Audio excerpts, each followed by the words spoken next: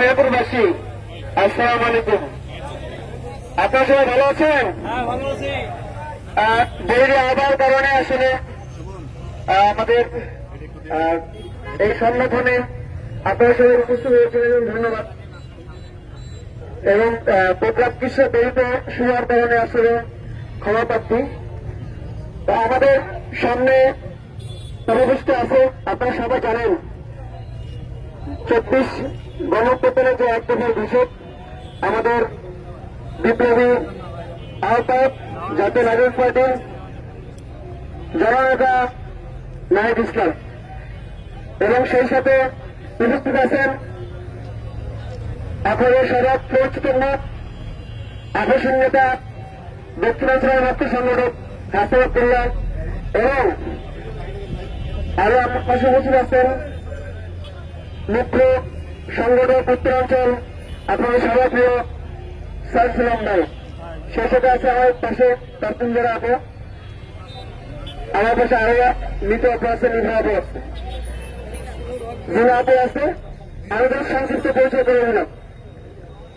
আমরা একটা জিনিস বলতে চাই, আমাদের এই পদযাত্রার মাধ্যমে 24 গণঅভ্যুত্থান পরবর্তী যে বাংলাদেশ, নতুন বাংলাদেশ বিনিময়ের স্বপ্ন আমাদের মাধ্যমে আশা জাগিয়েছিল, সেই স্বপ্ন এখনো পূরণ হয়নি, পুরোপুরি পূরণ হয়নি।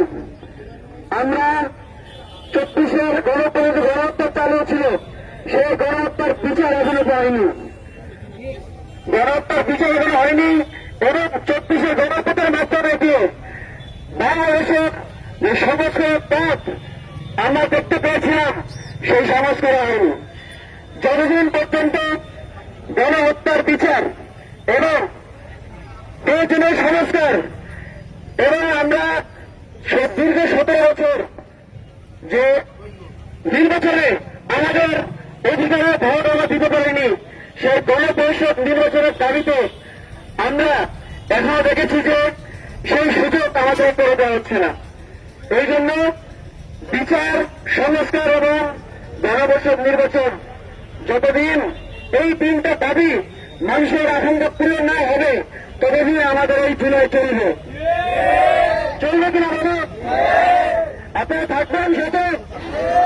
সেই সাথে আমাদের মেহেরপুর জেলা, ছোট্ট জেলা, আমাদের মেহেরপুর জেলায় মানুষের অধিক বেশি চাওয়া নেই, চাওয়া আছে মৌলিক যে অধিকার আছে, সেই মৌলিক অধিকার সুস্থ হয়ে যাওয়া, তারা মৌলিক অধিকার পেয়ে বেশি রাখতে পারে।